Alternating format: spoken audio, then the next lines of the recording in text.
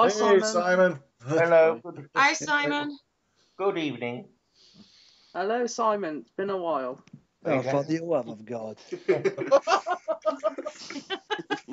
Oh my God, let's see who we got. So we got Mr. Rose. How are you, Matt? You all right? Well, yes, I'm doing fine, Simon. It's been a while since Lincoln, hasn't it? Yeah, was that the last time? Yes, that was the last time we met. Yeah. With Nicola and Colin, yeah. Oh, for the love. Simon, you're £10 in the post, mate. Thank you. It's quite extraordinary to have this conference call. Anyway, it's great. Yes. Okay. So Yeah, now you have to tell me what you want and how things are going to work. okay, I just figure we'll go around the panel, have everybody ask questions, or we can just leave it wide open if they like, if they just want to hop in. You know, All right. they want to discuss. I like to keep things pretty, loose. So, you see, Matt though, Matt over there, we pretty much have agreed he knows just about everybody in the Doctor Who world. You know. He is a font of information. Of course. So, Matt, come on. Wait on the line. Who's the next Doctor going to be? I'm not it's that Simon. psychic. It's Simon. Just to let you know, I wasn't supposed to be in a podcast today, but I'm a fill-in. Well, you're a fill-in, are you? Well, Yeah, I'm Freedom's wife. Yeah, I hope your photo is not a good likeness. Oh, No, that I told Brian. I said I should change that, but I don't have time because we found out at the last minute he was gonna have to use me as a fill-in. So the guys are kind of like throwing some things at me about you. Okay, crash course. Yeah, we had a couple people who had some things come up at the last minute and they weren't able to make it. So. Well, no, these things happen.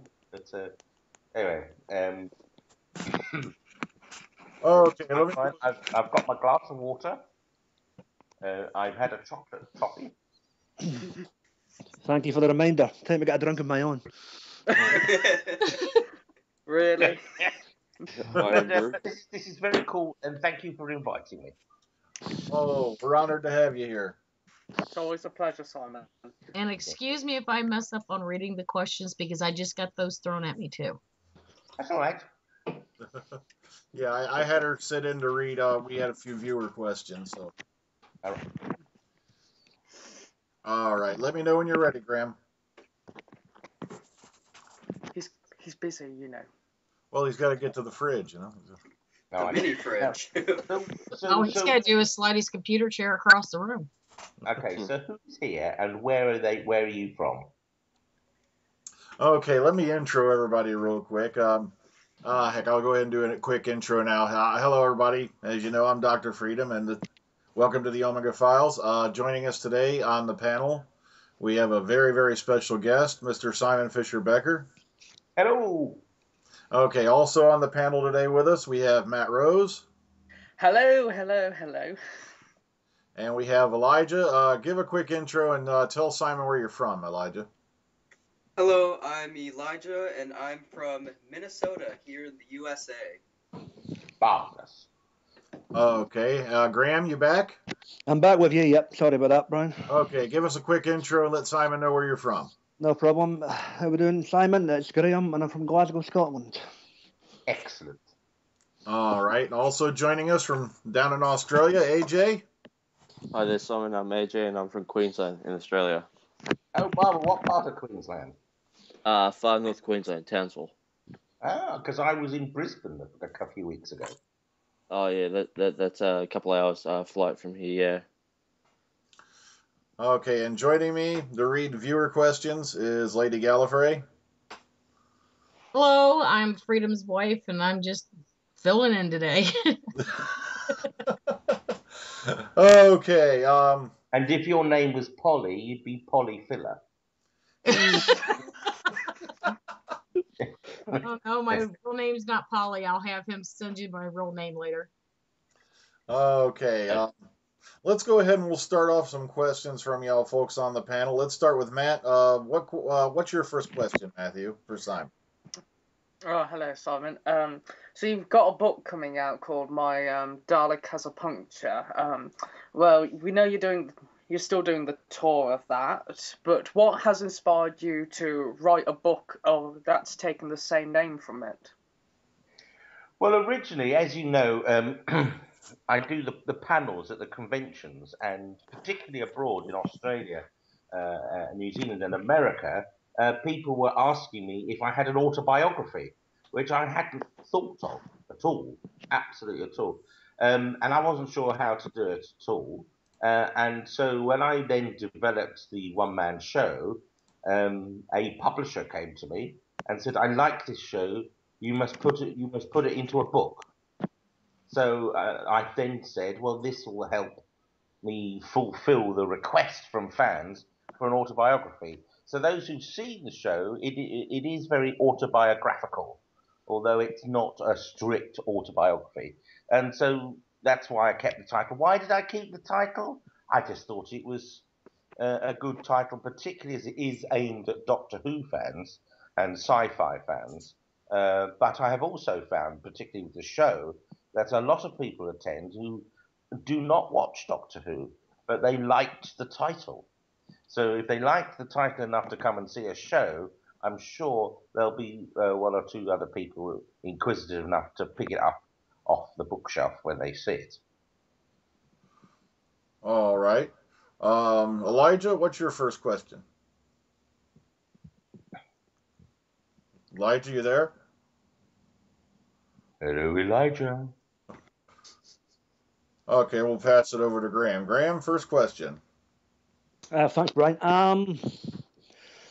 Obviously, in today's day and age, Simon, with the innovations of technology and whatnot, how do you feel the introduction of social media has helped yourself as an actor over the last 8 to 10 years since its conception? Well, for me personally, it's been very profitable. And I steered clear, I will admit, I steered clear of Facebook and Twitter for a long time because I heard all the negative stories. But I was encouraged. It was Gary Russell who encouraged me. He said, you should at least have a presence on Facebook. So that's what I did. So I just put it up, and then gradually I had people writing to me and asking an unexpected question, which was, are you the real Simon Fisher-Becker? And at first I wasn't sure how to answer that, because saying yes is, well, anyone could say that because they don't see me. But yeah, so I put up a presence, a Facebook presence. And gradually what was happening was more and more fans were making friend requests, which I was accepting. And then the fans would say, are you going to be at, Comic Con in Wales? Are you going to be in Chicago? Are you going to be in Florida? And invariably I would write back to say, well, I haven't been invited yet. But then what I found was within 48 hours of that chat on Facebook, I got invited to some events because you fans are very active when you choose to be.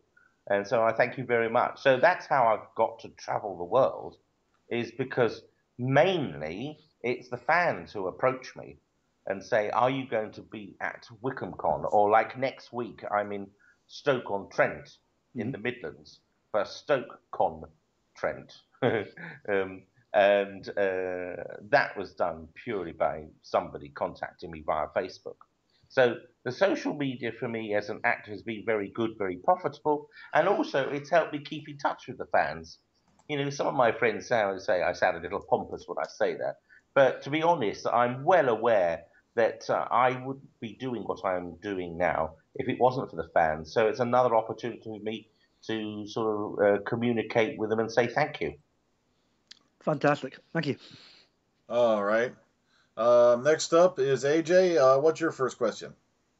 Hi there, Simon. My question is, when you're on Doctor Who, did you find that, a few days after you were filming, that you still had a bit of blue paint on you?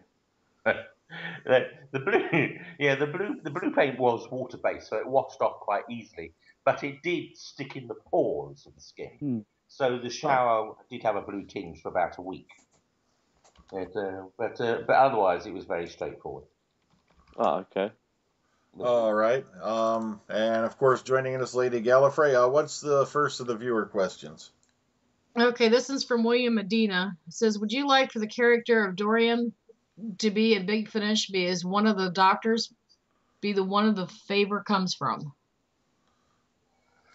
Sorry, would I like Dorian to be in a Big Finish story? Yes. Yes, of course I would. But I think they need to have a license, and they haven't had a license for Dorian yet. Now, whether the Big Finish want to have a license for Dorian or not, I don't know. But oh yes, I would very much enjoy that. I've been fortunate enough; I've done a couple of Big Finish stories anyway, so I am part of the Big Finish set now, and it is a marvelous experience. Everybody involved with Big Finish are lovely. And as a fan of the show, to get involved and working with the actors associated with Doctor Who is still, I still pinch myself. All right. Next up, Matt, what's your second question? All right. Simon, you got married recently, as I've seen on Facebook. So how long have you known your partner? Has it been many years? Yes, Tony and I have been together in October. It will be 24 years. And 24 years ago, we said to ourselves, when it became legal for same-sex marriage, we would do it. But of course, 24 years ago, there was no chance of it happening at all. In fact, there was more chance of taking your summer holiday on Jupiter. But it was a sort of a commitment that we made to ourselves. We did sign petitions and do all sorts of events to promote the idea of same-sex marriage. And then, of course, the Lib Dems were very good over here in the UK, that they helped push it through. And so that's how suddenly in 2006 we were able to enter into a civil partnership. And then in January this year, we got the upgrade, as Tony calls it. Only to find what's very interesting is when we were in a civil partnership, there were those saying to us, "Oh well, it's not a proper marriage," and we were saying, "Yes, we're married. It's just a different name." And no, it's not a proper marriage at all. Well, now when we did our upgrade on the 23rd of January, it turned out it was a conversion, because our marriage has been backdated to the date of our civil partnership. So we have a quantum marriage of some sort, really. Tony coined the phrase that we weren't married, but now we were. And I know the issue still upsets a few people, and they don't need to be upset at all. But if they wish to upset themselves, then you just have to leave them to it. All right. See, I think Elijah's still having some technical difficulties. We'll get him back. No, I'm back. Hello, Elijah. Hello. Okay. What was your first question, Elijah?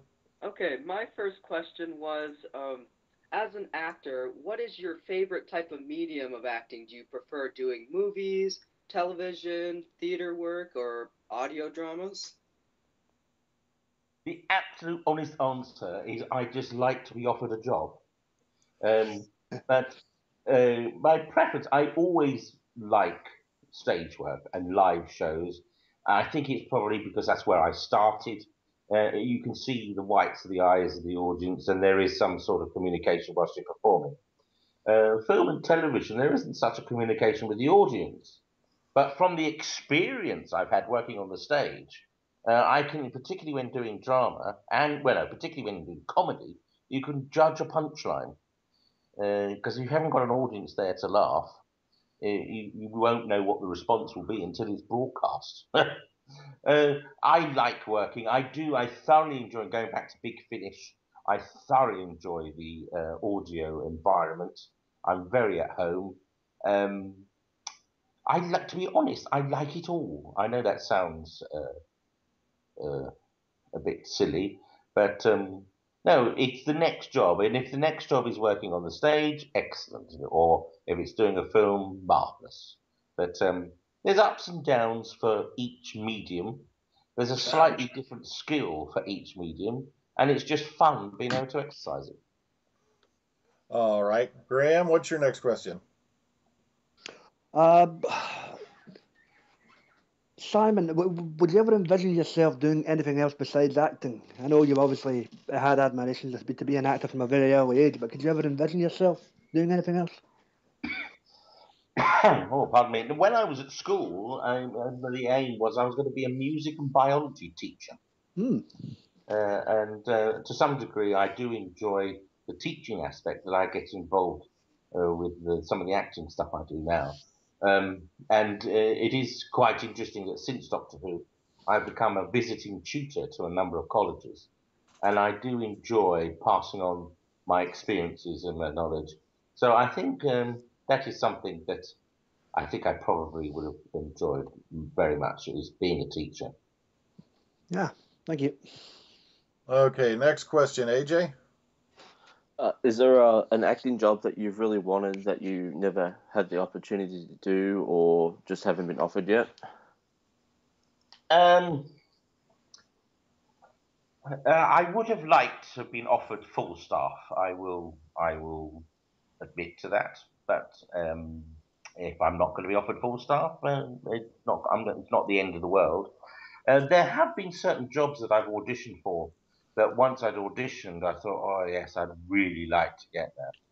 And there have been a couple of jobs, particularly in television, where I've got through to the last three, and by which time you think, yes, I've really got this. So then when you're not offered it, it is very, very disappointing. But that's part of being an actor. I'm fortunate enough that more often than not now, casting directors just phone up and ask my availability. But still, occasionally, I still have to audition. And each time you get through a round, it gets more and more exciting. And as you do more rounds, they then start talking about the money. And of course, then you start spending the money in your head, which you shouldn't do. So there are lots of jobs, I will say, that in the past, I thought I'm really going to get this now, and then I didn't get it. So the bump afterwards is really quite heavy. I mean, to go for an audition and then not get the job is one thing, but to go, 2 or 3 rounds and then not get the job, you start to think to yourself, well, what is it I did in the first round that they didn't want in this third round? And so it can be soul destroying, but it's just nice to be picked, and okay, I could say, well, I got through to the third round, but I should have got the job. What goes through, why didn't I get the job? And then in most of those cases also, I never ever saw the final product. So it makes you wonder whether or not it actually got off the ground. But there we go. Have I answered that question? I think so. Yes. Yeah. Thank you. Yeah. Okay, another viewer question from Lady Gallifrey. Okay, most of these here have to do with the character of Dorium or Doctor Who, so I'm going to ask you a different one from Jen J. What other things in life interest you when you're not acting? What sort of things in life interest me? Well, my main hobby is my family. I joke about that, but it's true because I travel a lot. I then spend the time when I am at home catching up with my family. Other things, I'm a bit of an armchair politician. I quite like being devil's advocate when I've got a group of friends around and we're talking about various things. I used to be an advocate for people with special needs. Used to sort of sit with them when they were going to various people just to help them and make sure they understood what was going on. Very interested in sci-fi generally, because I believe the imagination of sci-fi is our reality of tomorrow. So it's always interesting to sort of catch up on what's been going on there. And I'm always busy doing something, catching up with friends, dealing with the family, supporting various groups and various organisations and charities. I mean, the time does sort of fill up very quickly. And at the moment, for example, Matt was asking about my book, My Dalek Has a Puncture. Well, I've still got to finish writing it.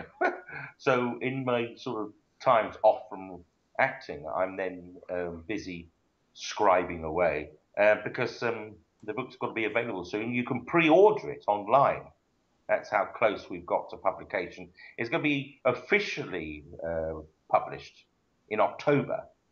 But you can pre-order, and also the ebook version will be available soon.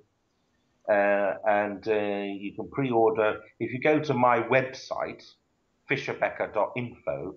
There's you click on the thing to say pre-order, and you just follow the link and see what happens there. So I'm always busy. I'm interested also. I read articles and I talk to various people about topics which are outside of my field or interest. I'm just very interested in meeting people of different areas and seeing how they think. See, if you can work out how somebody thinks, it actually helps you build your argument against their thought process, should you need to. Okay, one thing I noticed I wanted to ask. Did you all fall asleep then? Sorry. No. No, I was just listening. Yeah.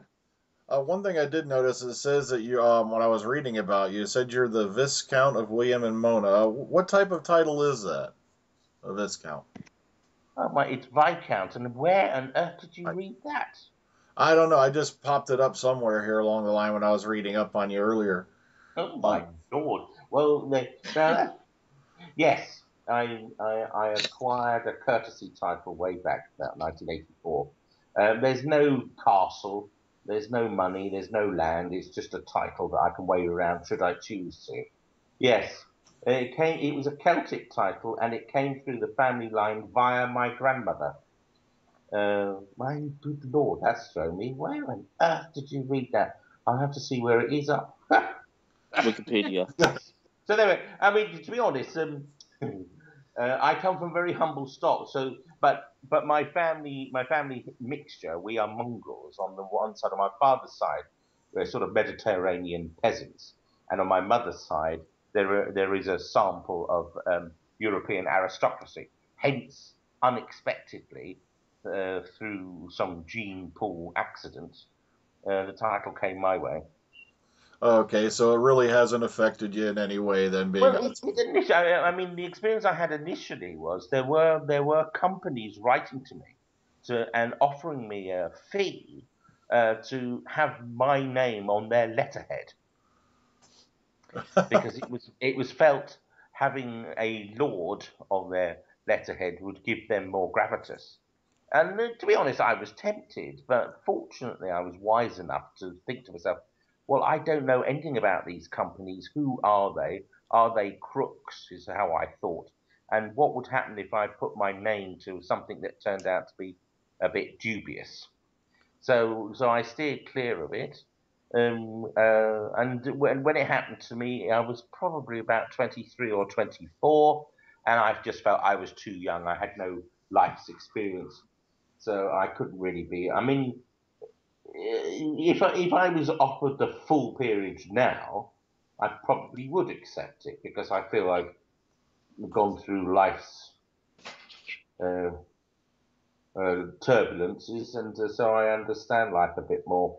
Interestingly, one of my personal, genuine beliefs is that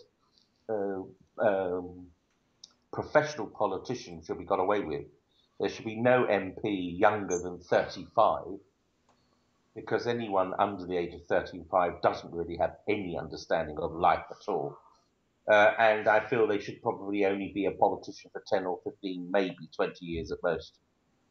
Anyway, so that's really thrown me now. I didn't realise that was out there. But there we go. Thank you very much. Oh, right. Yeah, it's just... There are one or two people who mock me. I've got one or two friends that when they see me, they bow their head and they say, "Good morning, my lord. How are you?" So they're taking the piss, really.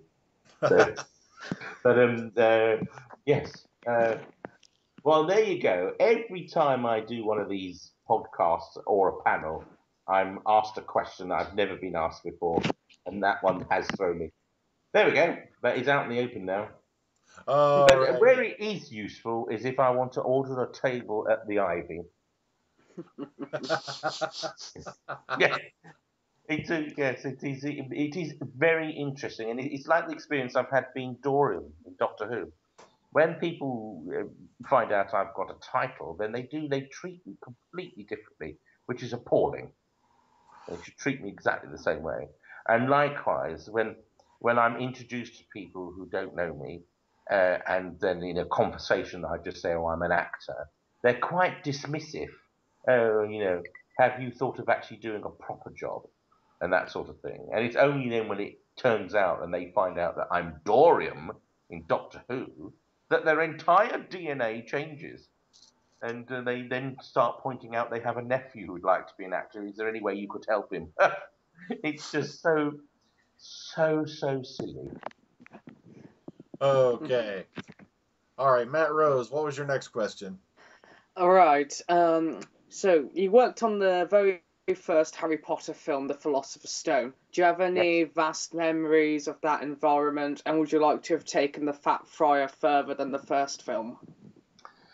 Well, all the ghosts were actually contracted for the first 4 films, and we did all the filming for the first 4 films within a 5-week period. And at the time, of course, the first film hadn't come out, and Harry Potter was the subject to be involved with.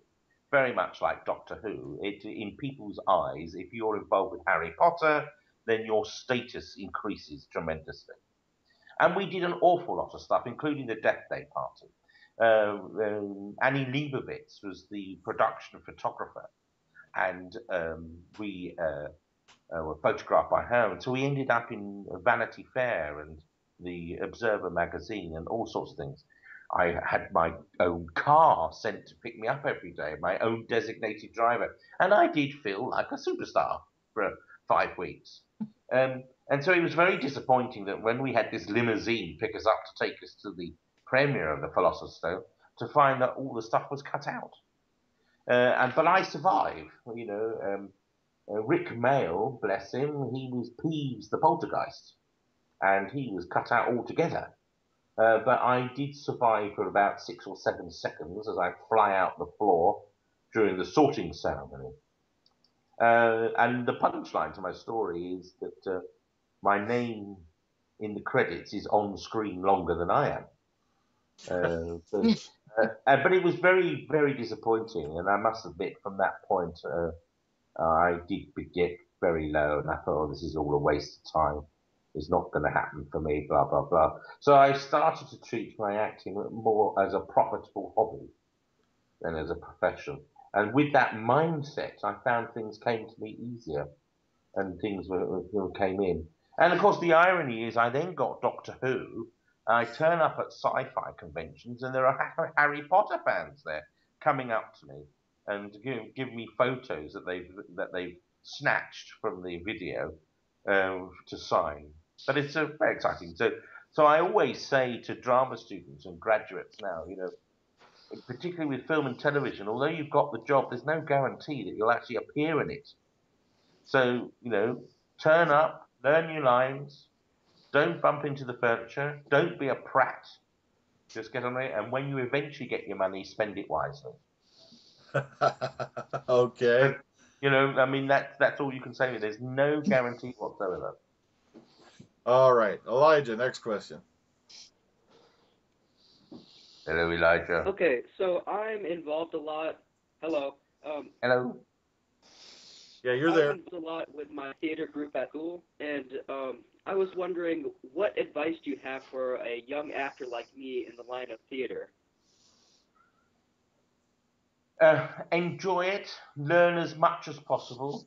Don't stick to any one style of acting. Try and get a broad style portfolio so that you're ready for any job that comes along. Be serious about what you do, but don't take yourself too seriously. And then above all, have another trade. so that you can sell your skills, so you can pay your bills. So I hesitate to use the term education, but it's absolutely true. Have another skill set so that you can, temp jobs or even short contract jobs. So until something special comes along with your acting, where you actually start to earn your living, you need to pay the bills. So have the skill set to do that. I used to use the phrase "learn to type," but of course, a lot of people don't know what I mean by a typewriter now. That's how old I am. I know the feeling because now I feel like, why did I bother learning, how to, to run a typewriter? Did I actually answer your question, Elijah? Yes. Yeah, you're happy with that? Yes. Do you have a secondary question on top of that from what I said? In your line of theater, what has been one of your favorite plays you've been in? Oh, I've really enjoyed them all, to be honest. I mean, because I just love performing. I think there were a couple of productions I was in where I was in an unexpected role. I didn't expect to be cast in, and one production I can remember is An Inspector Calls by J.B. Priestley. It was a theatre and education project, and when I went to the audition, was going up to play Mr. Burling, but I was offered the young suitor, Gerald, and I really was very uncomfortable with that because I didn't see myself as the handsome young lead. And my only, apart from reading the play, my only other knowledge of the play at that time was the film with Alistair Sim um, playing the inspector. But there was a very handsome, pretty boy actor, Brian Forbes, who played Gerald, and I just didn't see myself as Gerald at all. But the director chose me and cast me as that, so I just bit the bullet, and I found that I played it very well. And at the end of the season, I won a Theatre and Education Acting Award. So there you go. It's a surprise, absolute surprise. And also, I did a play called The Zodiac by David Compton, and it was 12 little sketches for each sign of the zodiac. And I got to play different characters in 3 or 4 of the sketches. And so it gave me the experience, but also the confidence that I could actually play several characters in any one production. Because up till that point, I was a bit hesitant about doing that. So I enjoyed that for that reason. I've done a few musicals. I, by no stretch of the imagination, would I call myself a singer, but I can hold a note. And of course, I love panto. Those of you outside the UK get a bit confused about our Christmas shows, but pantomimes are absolutely marvelous, and it's a genre that I seem to naturally gravitate to. I seem to find it easy to learn the lines. I find it easy to learn the routines, and it is hard work, but such fun. All right. Next up, Graham. Simon, you made reference to the Harry Potter franchise a few questions back. Is there a particular film franchise or movie you would like to be involved with, either via a screenplay or adapted from a book, that you could see yourself in a particular role for? And as a supplementary question to that, do you have a favourite musical? Yeah, I, to be honest, whatever the next sci-fi super project, I would love to be involved with things. I mean, at the moment, I'm on tenterhooks because we're waiting to get going on a film called Welcome to Purgatory, and the books are out, and we were supposed to start filming, but there's been difficulty securing one of the lead actors. But they're already talking about Welcome to Purgatory 2. So my bank manager is very happy. But of course, I don't get paid until we do it. So at the moment, we're just hanging on. Because that's another thing for anyone, any aspiring performer. Again, with film and television, you may be cast and you may have a contract you signed, but there's no guarantee the actual project will be made. Or there's a delay, and then you'll find by the time they're ready to get going, you've already now committed yourself to another project. It is a bit of a nightmare, but that is the way of the biz. But I would also argue that's the way for any freelance person, in any field. It's not as easy and simple as some people think.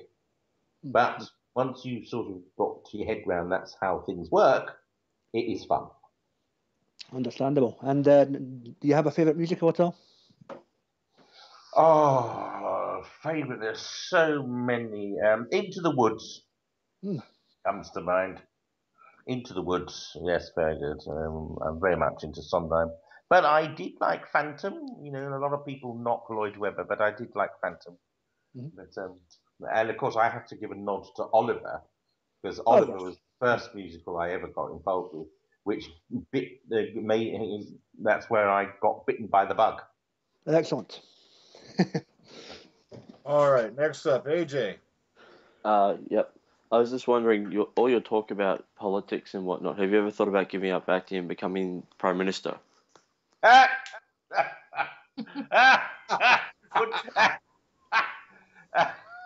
Sorry, no, please don't be offended.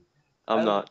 I mean, if people voted me in, said that they wanted me to be in some political, I'd be more than happy to.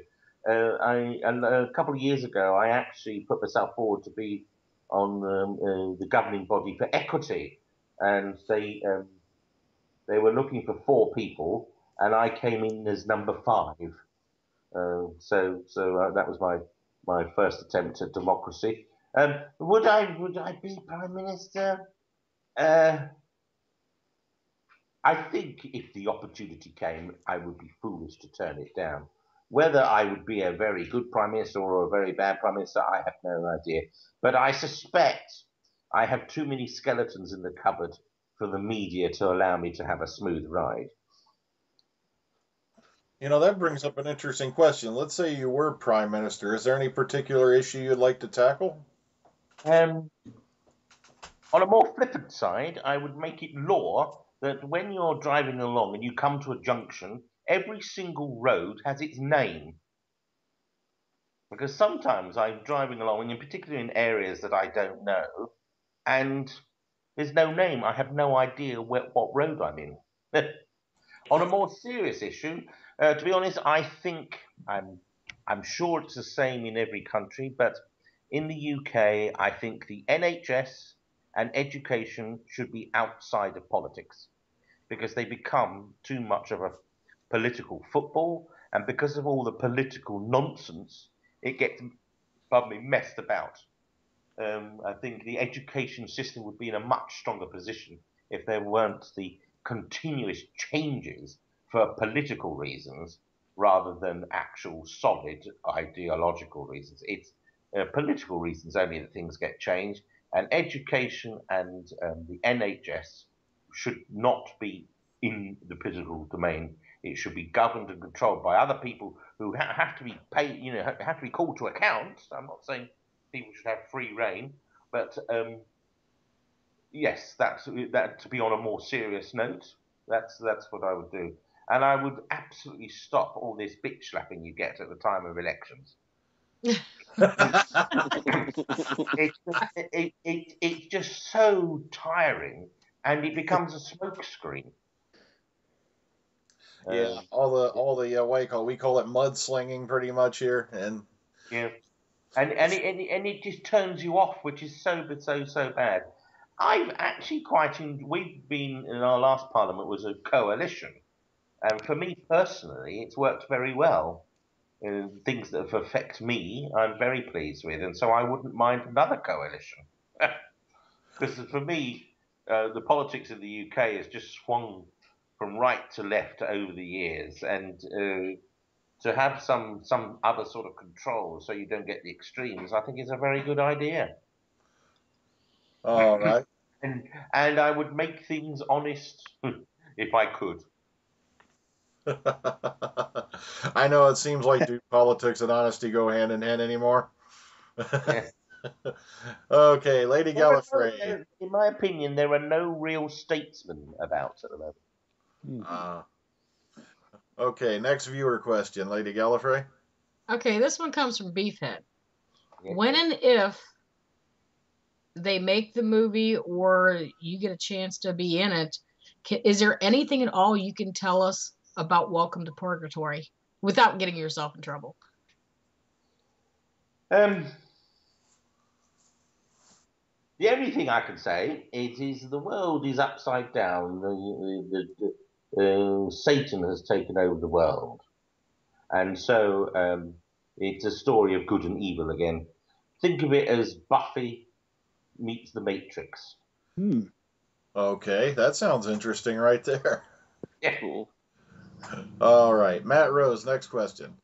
All right, so as you have done some audio work for the likes of Big Finish Productions, appearing in Gallifrey and Iris Wartime, with your book coming out as well, would you like to do any more like novel adaptations, like reading books that would go out there? Yes, if somebody offers me a deal, I'm more than happy to do anything. There will be in time, apparently, according to my publisher, who is Fantastic Books Publishing. I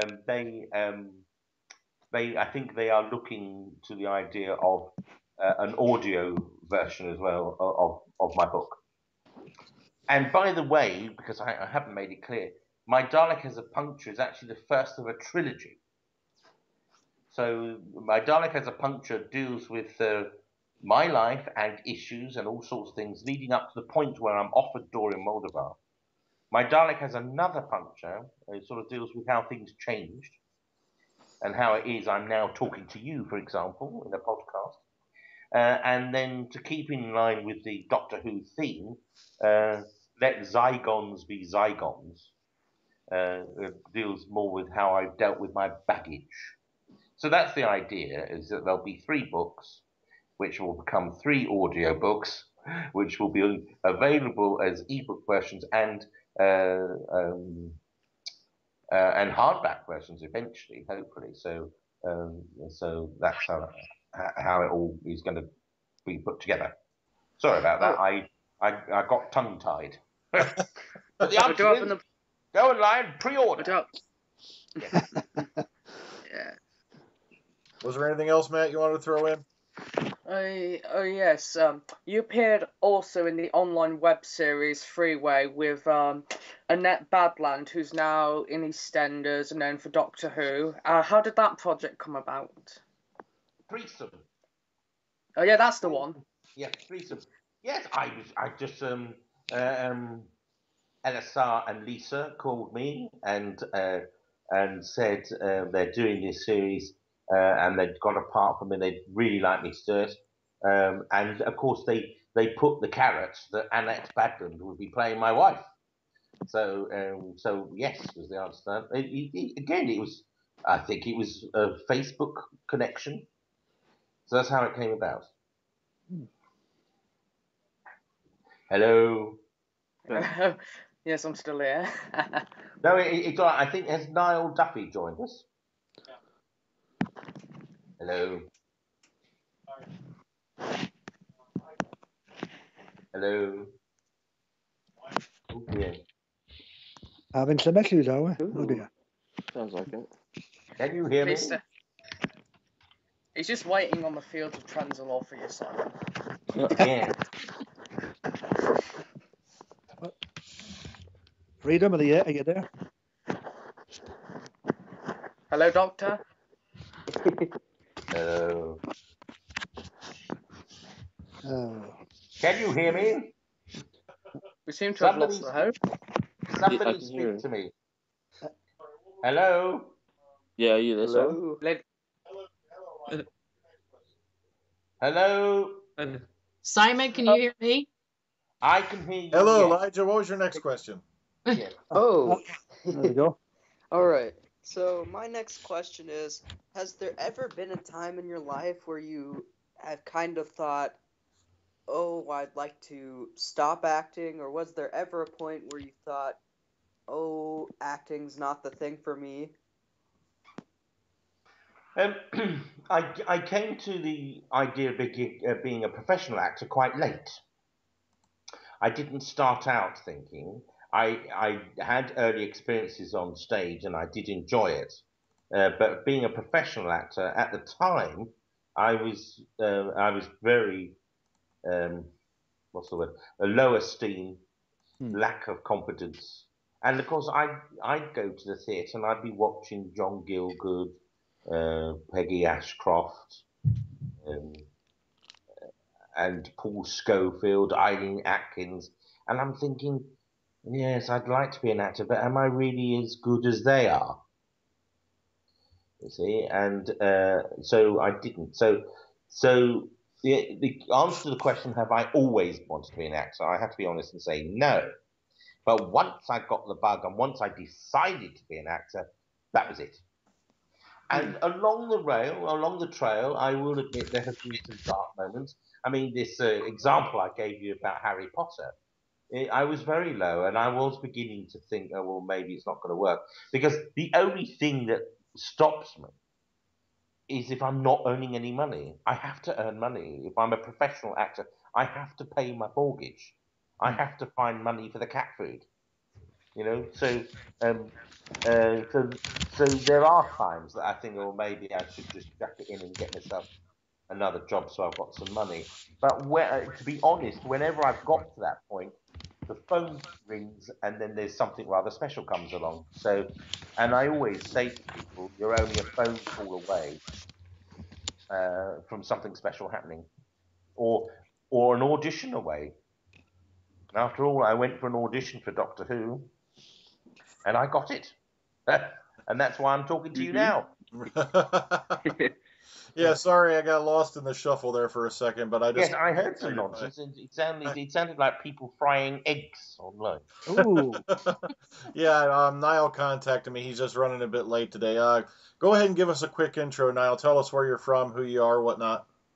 All right, well, my name's Niall, and I've been a big Doctor Who fan ever since it started in 2005, and I'm from Belfast, and I was just wondering, did after the episode of Good Man Goes to War, did you ever expect that Dorian to come back that way? Were you like confused of like the timey-wimey stuff that Stephen Moffat does, or well, what did you think about that, Simon? Yeah, well, of course, you know, in A Good Time Goes to War, Dorian loses his head, and of course I thought, oh, that's a shame. Yeah. But Yeah. the call to come back for the wedding of Rimbaud's Song was only about a month later. So I thought, oh, and I did think there was possibly a backstory, because after all, people want to know what Dorian's debt is. So Yes. I thought, Yeah. up until the point I got the script, I thought it was probably something like that. But of course, when I got the script, I howled with laughter. It was the most extraordinary and wonderful, wonderful piece of work.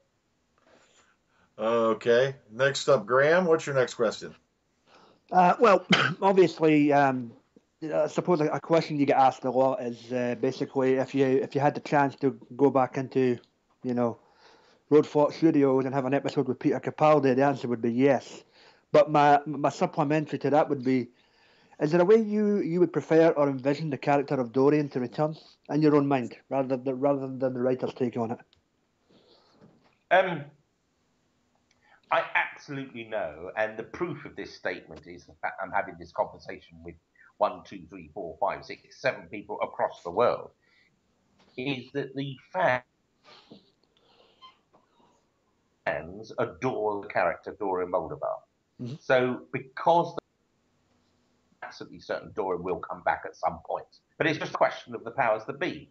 Now, what would I like Dorian to come back? Yes, I would definitely like to go head to head with Peter Capaldi, and of course we got to remember that Dorian had a vortex manipulator that he was encouraged to sell to Dr. Song. Well, you're not telling me he didn't use it. Yeah. So he could still appear in any storyline, in any timeline, full-bodied, you know, because he would have used his vortex manipulator. And of course, we don't know when there was the first contact with the Doctor and Dorian. Fair point. So yes.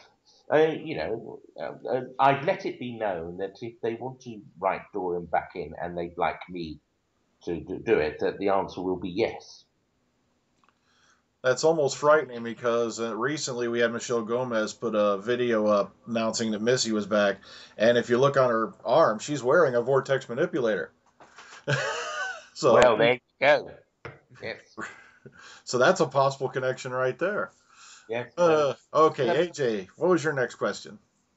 How much fun has been on the set of Doctor Who behind the scenes without the cameras rolling? It is, to be honest, particularly when I went back to do A Good Man Goes to War, you then really do feel that you've been welcomed back as a lost member of the family. And behind the scenes, everything was lovely. And of course, I had the absolute wonder of not only working with Matt Smith, but Kathleen and Neve and Dan. We just laughed all day long. But it was really good fun. I know I cannot say anything else other than we worked hard, we played hard, long hours and tiring, but above all, it was fun. All right. Lady Gallifrey, next viewer question. Oh, this one's for me. All right. Okay. Is your character Dorian? Did you have to shave your head for the role, or did you have to wear one of those headpieces over top of your hair? Well, during the read-through of the Pandorica Open, Stephen Moffat did come to me and he asked if I would mind having my head shaved. And his reasoning was, with HD, a skull cap looks like a skull cap. And they paid me £35, so I can't complain, because I only spend 10 quid on a haircut anyway. You see, so they shaved my head, but it wasn't until they actually shaved my head that we discovered that the back of my head in particular looks like the dark side of the moon. So, so it does look as if I'm wearing a skull cap anyway. But the answer is my head was shaved. All right. Next question, Matt Rose. Right. We do have some big franchises that are coming up now because Star Wars is coming back, Thunderbirds is back on ITV. Is there any particularly of those modern franchises would you like to take part in? All of them. Because it will guarantee me life on the sci-fi circuit. No, I'm a jobbing actor, and to be honest, I love them all. I as it happens, this morning is Thunderbirds Our Go. I was watching an episode of that this morning before I started my day. So really good fun, and of course, who would not want to be in Star Wars? Please tell me. Tell me any actor who would go, oh, no. Of course I would. Be great. Yes. I have another one. You've also been on the circuit for such a long time now as well, because you were at the big one at Doncaster Digicon with Paul McGann. How did it feel just to be sitting in such a big environment with fans coming out to see your character, Paul, Terry Malloy? Well, I hadn't actually been doing it that long because the Pandorica Opens was only June 2010. So it's not even 5 years yet, but it does feel longer than that, I must admit.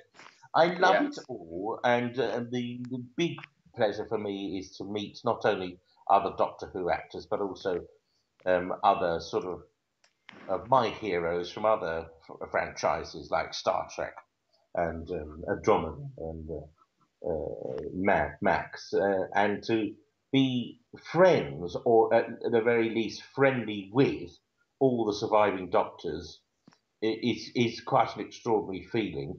And then to be good friends with some other actors who I used to watch on the telly, it is very, very pleasing. And if there's any way that can help me stay on the circuit, I would grab it.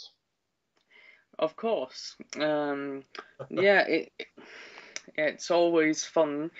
It's always fun to go onto the circuit because I've met some incredible people like Pam, Dan Starkey.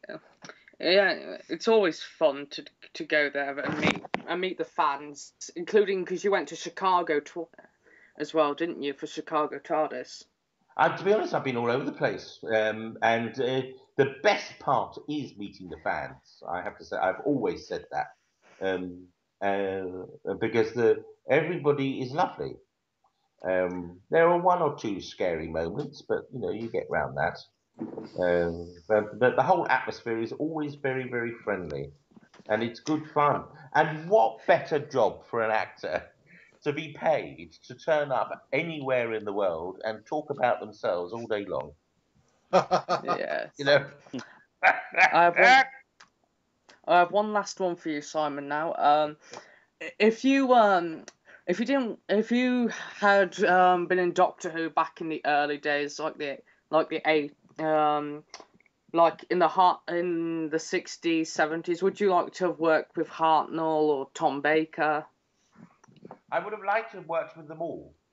And what I was saying about making good friends, one chap that I've made really good friends with is John Levine, who was Sergeant Benton of Unit. And yes, I watched Doctor Who. I watched it with William Hartnell. So the answer is yes. It is kind of weird contemplating how, William Hartnell's doctor would have, approached Dorian Maldivar. Yes. Grumpily. Okay. Any more questions, Elijah? Okay. My other question is, it kind of goes along with Matt. Was there a moment when you were watching the classic series of Doctor Who that really stood out for you? I was watching a classic Doctor Who, and it what for me? Well, I mean, watching, because you started with William Hartnell. Was there ever a moment watching the entire classic series that there was a moment that you thought, or it stood out to you that you still remember it today? There's so many images that flash. There's no full stories. I mean, the big spider, of course, that was the end of John Pertwee. That stands out in my head. The Sea Devils stand out in my mind. The recorder playing and the Celestial Toy Master with Patrick Troughton. The Meddling Monk, I seem to that for some reason that sticks in my mind.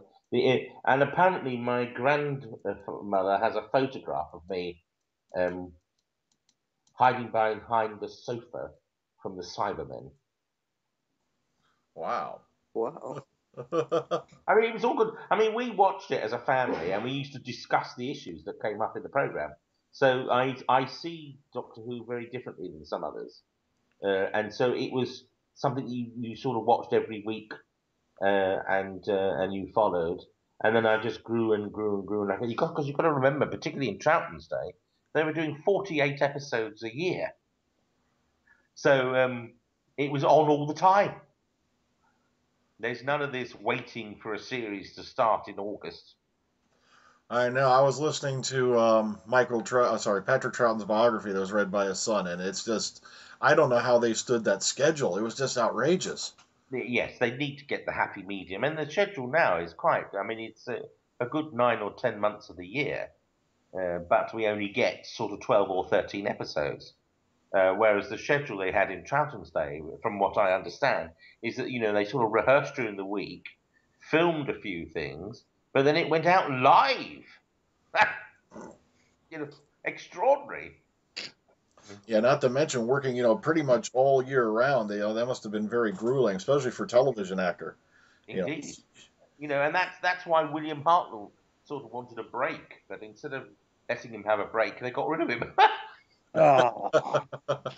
So things haven't changed at all. Yeah. Okay, next question, Graham. You mentioned the convention circuit in passing there, Simon, where you mentioned that obviously the greatest and most rewarding factor of that was meeting the fans. Has there ever been a place or a city that you managed to get to on your travels that you really enjoyed visiting and was indebted to the convention circuit for enabling you to go there? Well, one thing I've been able to achieve, which I don't think I would have been able to achieve, is that I've been invited now twice down under. So I got to Australia, and I have cousins who I've known about and I've spoken to online, but I never actually met until about 2 years ago. So because of the convention circuit, I was able to meet some extended members of my family and also get to Australia and New Zealand. I did this year as well. So to travel to different parts of America, it is amazing. I've all and not quite. My challenge now is to actually work in every state. So I need my little elves to get busy to get me to every state. But yes, it is amazing, and I get all sorts of opportunities. And also, one of the opportunities that's come about is this year in July, a TV station in Nashville is going to record my show live before a live invited studio audience. NECAT, they're called, N for Noddy, or Nashville, ECAT. Look that up. So I'll be filming that live on the 1st of July. There's something to look forward to over Tennessee way, folks. Yeah, I hope those elves really do get to work, because I'd love to meet you in person here in Ohio sometime. Absolutely, yes. I want to get around and meet as many of you. And what I say to anybody who's listening is if you're a Facebook friend, when you come up to me, just say, hi, we are Facebook friends. Because I may not recognize you. Sometimes your photographs do not reveal your true image. Indeed. I can understand that. Okay, next question. Niall, do you have any more for us? Go ahead. Well, I'm not sure if you answered this for me, but well, was it ever explained about why the Doctor went to Dorian in A Good Man Goes to War? Like, what did he owe the Doctor? No, it's never been explained what Dorian's debt was. Okay, so that's something that we need to all explore. Yeah, because that's one question I think one viewer was trying to get at. If there was any particular Doctor that you'd like to go with for that story, for how the debt got generated in the first place. Is there any particular classic Doctor you'd like to work with, or? Of the surviving ones, I would like to work with them all. Oh yes, I can understand that. Maybe Dorian is the link or the gate for all of the surviving Doctors to appear in a story together. If that would be fantastic, including John Hurt. Oh yes, I could see that too. I'd love to see you with Tom Baker. Yes, Tom Baker is a complete Fruit Loop, and I'm half a Fruit Loop. So I think we would definitely bounce off each other very well. I think that would be a Fruit Loop and a half. I'll tell you. Yeah. Full of flavor. Okay, next up, AJ. Any more questions for us? Yep. You've mentioned that you've been in romance, comedy, sci-fi. Have you ever done like serious horror, like The Walking Dead? No, I haven't done anything like that, but I would love to. Yes, definitely. And I saw a show. What was it called? A Town Called Eureka. Is it called? Yes, and there was a series called Haven. I would have quite liked to have got involved with that. But I've been involved with some serious dramas. So I've done. I shouldn't mention it, but I've done Shakespeare, and I've done some serious drama stuff as well. So I'm very versatile. I'm very versatile and available for the next producer. Contact Kim Barry at Jaffrey Management. Details on my website, Fisher-Becker.info. Okay, I have two questions I'm going to put together for you. Right. From a fan, Jen J.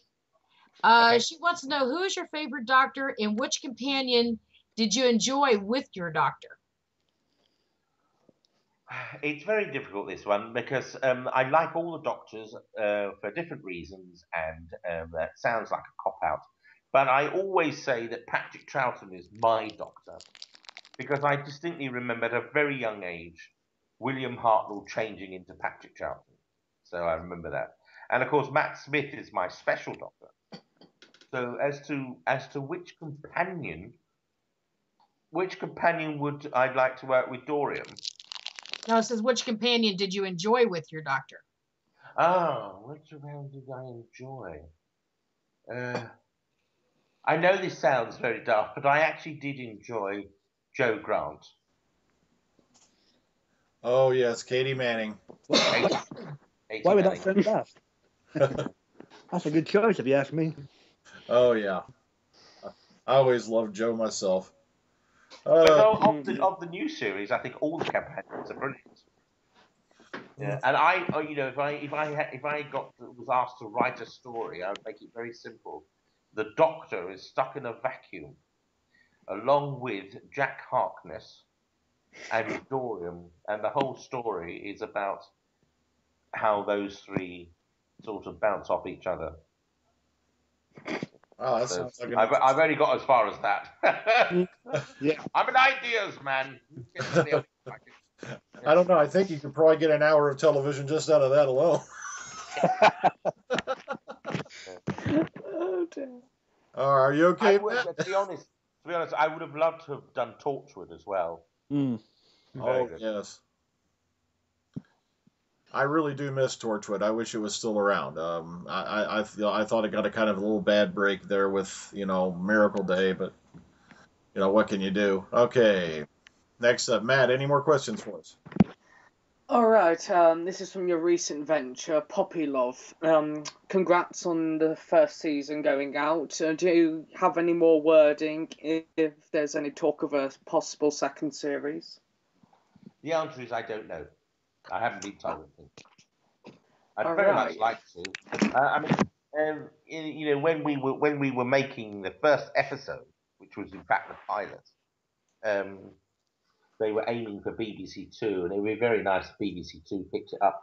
But these things can take a long time to happen. So at the moment, I have no news, other than again, I do have a lot of people saying they've seen the show and they loved it, and they'd like a second series of Puppy Love. So get scribing off to the BBC and saying, where is the second series of Puppy Love? And in particular, that fantastic character, Tony Mazzacoli. So it's great fun. Yes. I do have one more. Yes. Would you like to appear in any of the British soap operas like EastEnders or Coronation Street? Yes. Yes, and my agent is Kim Barry. Jeffrey no. Yes, I mean, if I'm offered anything, I'd take it. Okay. I don't know which one I'd go for. I think Corrie would be my choice if I had a choice. But I'm quite happy to be in EastEnders or Emmerdale. Again, it's I'm out here. I mean, basically, if they want a large actor to fill the screen, then I should be quite high on the list. Okay, Elijah. Any more questions? Yes. Doing your first ever convention, were you nervous at all, or what was going through your mind? I was apprehensive more than nervous, because you don't get a handbook, so I had no idea what to expect, or also what I needed to do. But the problem was the people who booked me just assumed I knew what to do and everything. So when they started talking to me about panels, I had no idea what they were referring to. So it was difficult, and you just have to feel your way. I was very lucky that an actor, Kenneth Cope, was close by, and he sort of took me under his wing. And I said, I just said to him, I'm sorry, this is my very first one. I really don't know what to do. And he said, don't worry, it's easy peasy. And, he showed me. And after a while, once you got into the swing of it, I mean, the most amazing thing I find with all these conventions, for example, is that people actually turn up. And then I'm even more amazed that they come to my table. But once the first couple of events I did, my queues were quite long. And so that actually gave me a bit of confidence. So, yes, so was I nervous? I wasn't petrified, but I was apprehensive. All right, Graham, next question. You mentioned you were an avid fan of obviously Doctor Who back in the younger days, Simon. Was there anything else television wise that caught your interest, be it sci-fi, everyday kids TV, Andy Pandy or whatnot? Yeah. There's so much. I mean, as a child, let's have a think. I mean, I was always interested in everything sci-fi for reasons which I mentioned earlier. Yeah, and of course there was Star Trek, which caught my imagination as well. But also there was a series in the UK called Crown Court. Oh yeah. And it was a lunchtime show, so I only ever really got to watch it during the school holidays. But I did enjoy that. And as for the Watch with Mother style programs, there was Pogleswood, I seem to remember. Mary, Mungo, and Midge. I'm really dating myself now. I can guarantee these names I'm pulling out the hat now. People will have no idea what I'm talking about. The Wooden Tops, the Herbs. You will be surprised as to what folks can find on YouTube, Simon. Yeah. So, and of course, I was in my as a younger person. I think because it was mid-70s. Jacques Cousteau was was the person who was most in the fore, the French marine scientist. Those programs were always fascinating. And also, I used to listen to the arts programs. I'm trying to remember what they were called now. There was one with Humphrey Burton. What was it called? It'll come to me shortly. But I did enjoy the arts programs, and there were some. And I did enjoy Michael Parkinson. Oh yeah. Michael Parkinson is a chat show host, and his wife Mary Parkinson. She used to do some shows as well. They were very good. To this day, but I didn't watch as much television as people think I might have. Okay. There was also the series The Prisoner.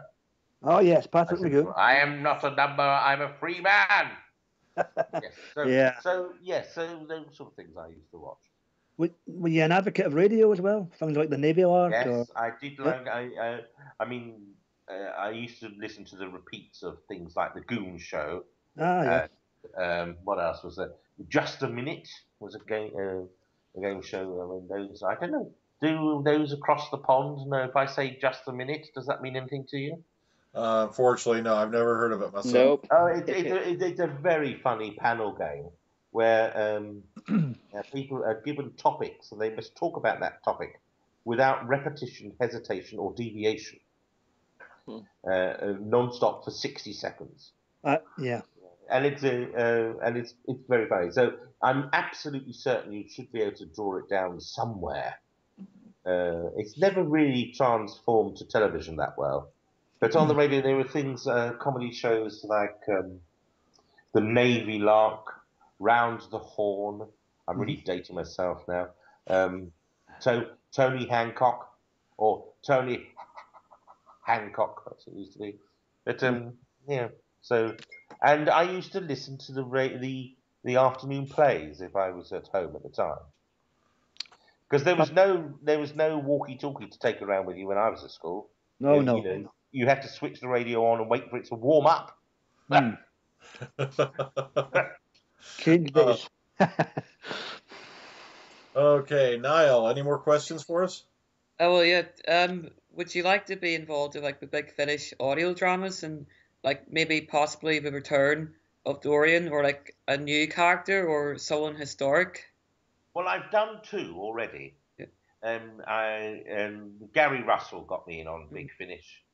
The first one he offered me, he phoned me up. He said, "Simon, I've got the perfect story for you and the perfect character." As soon as I read it, I knew it was you. I want you to play a psychotic elevator. Oh, that was an up and down job. So that was an Iris Wildtime story, and of course I got to meet some wonderfully batty Katie Manning, absolutely delightful, and it was such a wonderful experience. Yeah. So and then I was asked. 1 second. Niall, back. Oh, yep. Captain, I don't know what's happening. I cannot do it.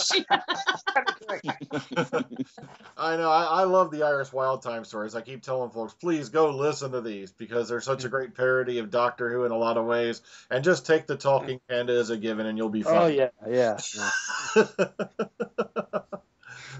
Okay. Yeah. Sorry about that. Niall was having a little difficulty with his mic there. It happens every now and then. Yeah. Okay. Yeah, that's one of the reasons I went over to Zoom. Oh, yeah. All right. Sorry. Well, it's only minor difficulties, so. Right. Okay, AJ, any more questions for us? Yep. Did you keep anything or steal anything off the set of Doctor Who?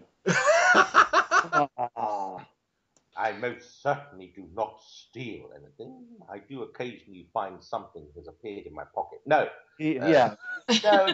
No, to be honest, I've always asked. I said, oh, I'd quite like something. And 9 times out of 10, they're quite happy to let you have something. But generally, in one way, my size has helped. Generally, I'm offered my costume. All right. Not Dorian's costume, I have to add, but if I'm doing a show and it's modern dress, then more often than not, they let me keep, if not all, but most of the outfits they got for me. It's because nobody else will fit nobody else. I have over the years. I've acquired a few knickknacks. There was a cane that I like using occasionally, so I've got that, and I've got a little. I've got a musical box that I have, which reminds me really of a wonderful time I had at a pantomime up at Grimsby. But otherwise, I mean, when it comes to pantomime, I provide my own frocks anyway.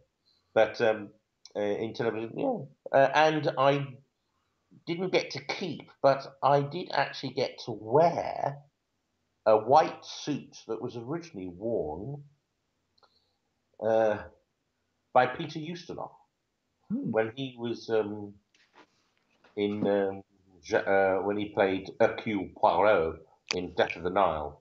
Yeah. So anyway, I digress. I did keep his hat. Okay, Lady Gallifrey, another viewer question for us. Okay, well, first of all, I just got a message from one of your fans that he met you in a pub, Beefhead. Oh, yes. He told me to send you his regards. Yes. Hello, Beef. Thank you so much.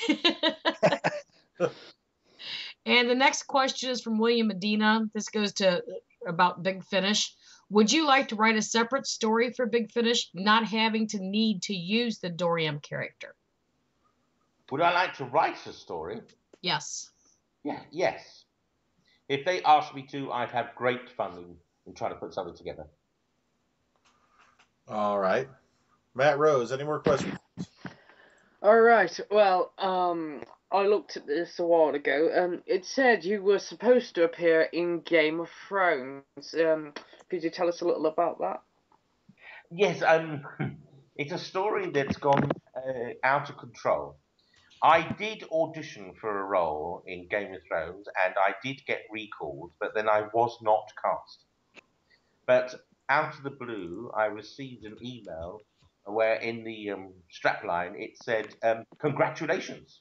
And when I opened it up, a friend had sent me a link to a site that was saying Doctor Who actor to appear in Game of Thrones. And it was, of course, a picture of me. Well, of course, I phoned up Kim and said, is there anything I should know? And she said, no, you haven't been offered anything and blah, blah, blah. Anyway, subsequently, what has happened now, if people go to Wiki Throne, I think it is, there is an item that says, I was offered the role, but it was then recast. All right. That's an interesting. So that I have to say is somebody's imagination, but I had nothing to do with that at all. If at any time I gave the impression that I had been offered a role, then I apologise. But I don't recall. I mean I recall saying to somebody that I was looking forward, that I'd got a recall for something, but how the story got out there, I have no idea. But and I just hope it hasn't scuppered the chance of me being offered something in future. Well, at least that's the one thing Dorian and Ned Stark have in common. Sorry? That's one thing Dorian and Ned Stark have in common. Niall, was that a joke? Was that a bad Game of Thrones joke, Niall? Yeah, Yes. that's So, me. sorry about that. Sorry about That's that. right. You've both had your heads cut off. That's right. Yeah. Yes. All right. Don't do that again, Niall. Yeah. Also, here's another one. So, you appeared in, was it One Foot in the Grave many years ago? How did that come about? I went for an audition and I got the role. I mean, I know that sounds very bland, yes, but my God, that's 1992, I think. My God. Yes, I went for an audition and I was offered the part. It was very exciting. It was working with the whole cast of One Foot in the Grave before a live audience. Mm. So that was very exciting. But that's how it came about. I mean, this is what people outside the industry they sort of scoff at actors and things. But what I say to them is, if you've got a proper job, as they like to emphasise, just imagine that every Monday at 9 o'clock you have to interview for your job, and if you passed your interview, you were then able to work for a week. Yeah. Well, that's what it's like for an actor. Only for an actor, it's every day. Mm. Because some jobs, it's a day's work here, 2 days there, or if you're lucky, you'll get a 3-month tour. But throughout a year, you regularly going to have to interview. And you hear nowadays people get very frustrated when their companies are going through a restructure, and so they have to reapply for their own job, and they're all angst, and therapists, become very wealthy as a result. But that's what it's like for actors. That's the job. You go for an audition, and if you're lucky enough, they offer you the role. That's it. And that's exactly, and One Foot in the Grave is exactly that. I went to, I think Susan Belbin, that's a name that's come into mind. So you'll have to research if I got that. I went for an audition, and I was offered the role. It was good fun. I was very, it was really, really, really good fun. If the opportunity came up, would you like to appear in Sherlock alongside Mr. Cumberbatch and Martin Freeman? I would love to work with them all, and I very much would like to work with Mark Gatiss as well. Oh, yes. One quick question I wanted to ask before I moved on. Could you tell us which role you were going out for Game of Thrones? I can't remember. Was it the High Priest in Game of Thrones that I went up for? Yeah, the High Priest of the Seven. Oh, is that what it was? Yes, it was the High Priest anyway. So it's got me into a bit of trouble, because I've gone on to other jobs. And on the second day, it is clear that overnight people have looked me up and they've come across this story. And once or twice people have said, "Oh, so you're in Game of Thrones then, are you?" And of course, I then say no. And so, because they know the person who was the High Priest. Or, because he's lost his head now, isn't he? Yeah, so... yes, so it's just one of those things. But also, I've seen magazines where they've been, and they're saying exclusive interview with, and I'm thinking, I don't remember interviewing for this magazine. Then when I read the article, what they've done, it's very clear. They've cut and pasted items from different interviews and to create their own. So. But there we go. But that's an exciting time. It's not, it's not. What can I say? So this item has come up that is incorrect. I mean, the only disturbing thing about it is I don't seem to be able to get it removed from the system. But then there's this thing that's come up with Wiki Thrones. I think it's hysterical. All right, next question, Elijah. Okay, how do you prepare for an audition? The important thing is to try and digest the instructions quickly. What it is exactly they want you to do, and it depends what it's for. Let's say, for example, it's for a TV thing. If they use the phrase "prepare," that generally means learn. So I try and learn as best I can. But sometimes, this script will come through, 5 o'clock at night, and you've got your audition at 11 o'clock the following morning. So it is a very stressful time in that sense. But what I have learned is that in a casting, if they've asked you to learn it, as long as you've got the gist of what you have to say, it's not too much of a bother if you actually make a mistake. The idea that you can keep going and improvise on a text can actually come over as a better skill to those who are watching. But if it's well written, it's quite easy to learn. All right. That's a controversial statement, is it not? Yes. But no, if it's well written, I mean, the thing is to try and understand what the dialogue is saying. All right. And also, what is it this character wants in this scene? That's it. Okay. Graham? You mentioned earlier you came to professional acting somewhat later in life, Simon. I'm just curious, had it been somewhat earlier, or even to the time period of when you started, was there any particular actor who basically, inspired you, that helped you portray your method of acting? There are actors I admired, I watched, and I admired. Alec Guinness is one of them. Oh, Peter O'Toole is another one to actually watch and see. But I've been very, very lucky. Having started out a bit later in life, I can say, and Tony refers it to me as dropping bricks, but I've over the years managed to work with the good and the great, and some of whom have been very complimentary, and that's helped me with my confidence. So I can honestly say I worked with Sir John Gilbert, Paul Schofield, Eileen Atkins, big names at the in their fields, and of course I've been involved with lots of television programs which have become BAFTA award winning. You mentioned One Foot in the Grave. That particular episode won a BAFTA.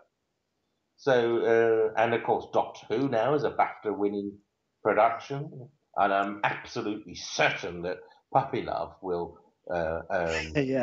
at least be nominated for various awards.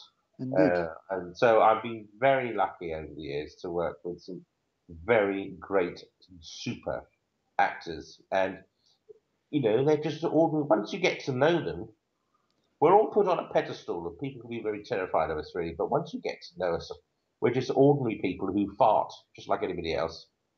And we have our worries, like anybody else. Indeed. And it's interesting, particularly on the sci-fi circuit, sitting in the green room, chatting with the other celebrities, that all the stories are very similar. And then because we've got similar stories, that helps us bond, and that's how we become quite close friends. All right, next up, Niall, any more questions for us? Well, with being involved in Harry Potter, would you like to have like more of a role, or even like a different character in the other films? Like, were you ever a fan? I just wish they kept in more of what the ghosts did. Because I was very happy being the Fat Friar of Hufflepuff House, and I was very pleased with what we'd actually filmed, but it just wasn't used. I would have liked to have been Harry Potter, of course. Yes, but my Expelliarmus went a bit wrong. It became Fatty Armos. Okay, next up, AJ. What is one of the best and most memorable roles that you had? Oh, there's so many for different reasons. I mean, there's a lot of things I did where it never came out. I did a film called Fallout, which was about a nuclear disaster, and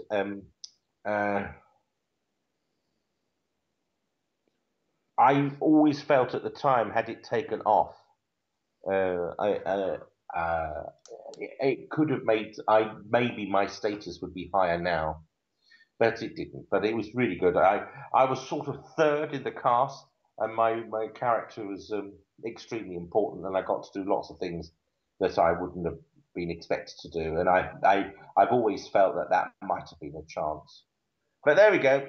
But as I say, people always ask me what are my favourite roles. But my favourite role is what I'm doing at the time. I know that sounds like a cop out, but it's just very true. And because no matter what people say, no producer starts out thinking their project's going to be crap. It only becomes crap.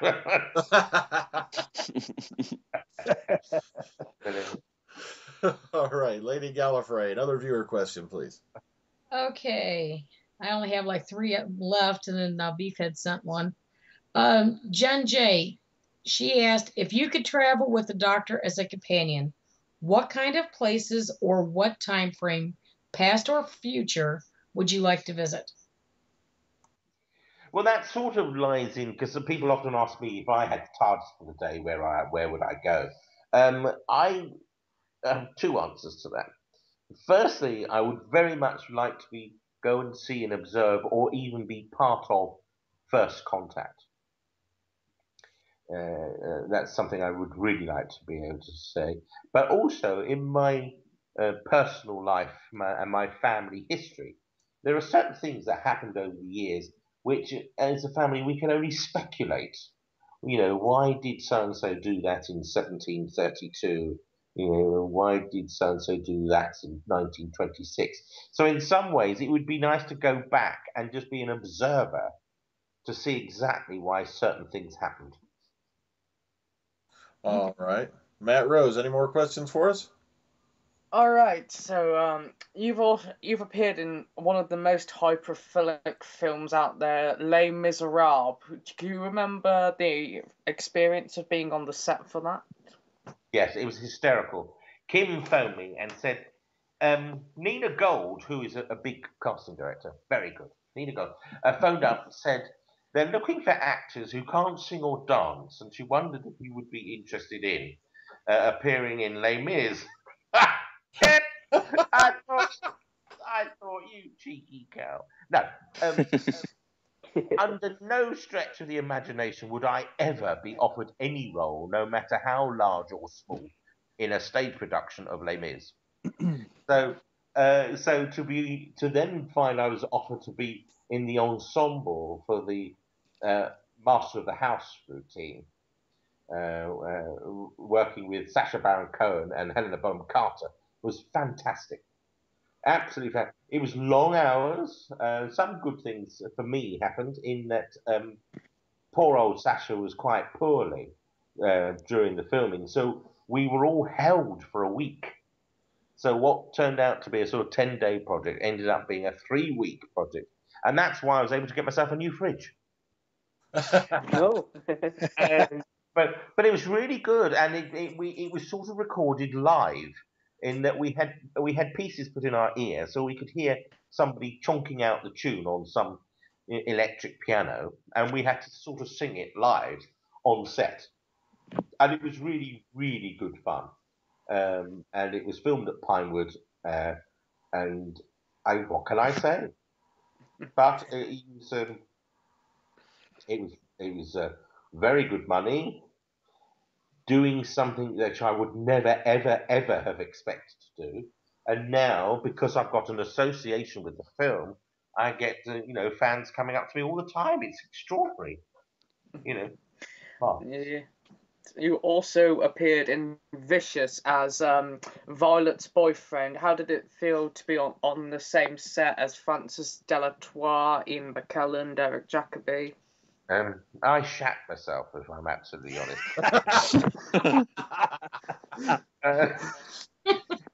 It came about. It was a terrible time. You see, this is a friend of mine. It was absolutely terrible. It happened over an Easter period.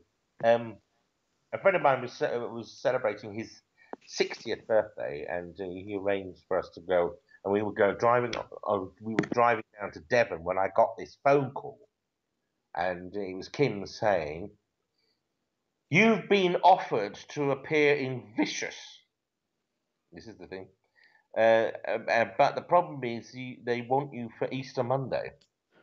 Well, Easter Monday at that time was this friend's birthday. So I was torn. What do I do? What do I do? What do I do? But anyway, so I had to do it. I mean, as you say, it's Derek Jacobi, Ian McKellen, Francis de la Tour.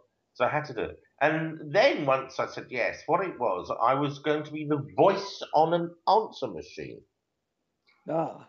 So I said, oh, can't I just record that? You know, they said, no, it's going to be recorded before a live audience. And so that's why you have to go for the rehearsal and everything. I thought, oh, okay. But it was fantastic. But I was very nervous at meeting the good and the great and the holy. But it was very good indeed. And it was Derek Jacobi who was the first one to come up to me, and he said, well, it was Ed Bye was the first to come up to me to say thank you very much for coming on, and he took me to the set. And as I walked around the corner, there was Ian and Derek sitting on the sofa. For those who've seen the show, and then Derek Jacobi just came up to me and said, "Hello, I'm Derek," and put out his hand, and we shook hands. And I'm sort of saying, "Yes." And then Ian McKellen came up and said, "Hello, dear boy, I'm Ian." And he shook hands. And so I then just found myself saying, because by this time it was decided it wasn't going to be a voice and answer machine, it was going to be a voice behind the door. You see? So I just found myself saying, "Hello, I'm Simon Fisher-Becker, and I'm the voice behind the door." And then Ed Bye said, talking of which, here's your door. And they opened the door, and right behind was Francis de la Tour. And she was very sweet. And she looked after me, and of course she could see my walking stick, and she was very concerned for me, and she was making sure I had a seat, to sit. And I said, no, this is me. I should be doing this for you. She said, no, don't be sick. But she was very, very sweet. And then seeing everybody doing a live show before a live audience was fantastic. It was a wonderful, wonderful, wonderful experience. The only little cloud on it was that on the night of the recording, once I did my bit, I was called off set to be told, "Oh, your car is waiting to take you home." So I didn't actually get to say goodbye to everybody properly at the end of the evening. So that's one little thing that I regret. But otherwise, it was, as you can imagine. But of course, when you watch the series, the writers are Doctor Who fans. So, and of course, there is reference to Doctor Who all the time in the show. Okay. Elijah? Yes. Being in movies and television and theater and working with lots of other great actors, have you picked up a lot of contacts over the years? Yes and no.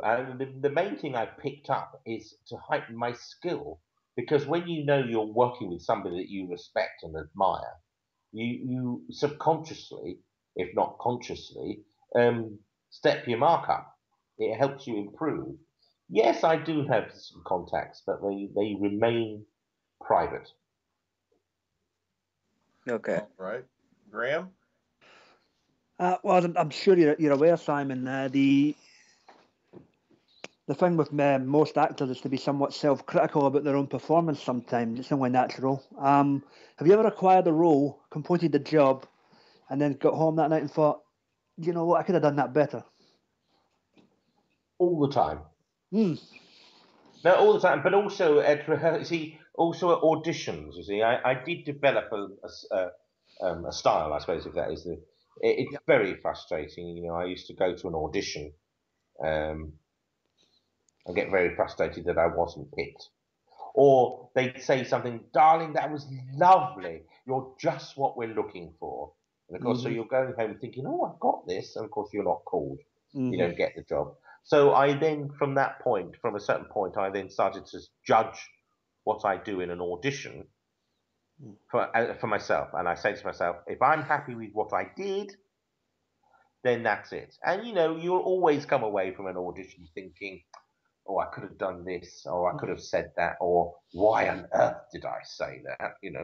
But likewise, in a performance, particularly in a stage show, every night it's different depending Yeah. on the audience.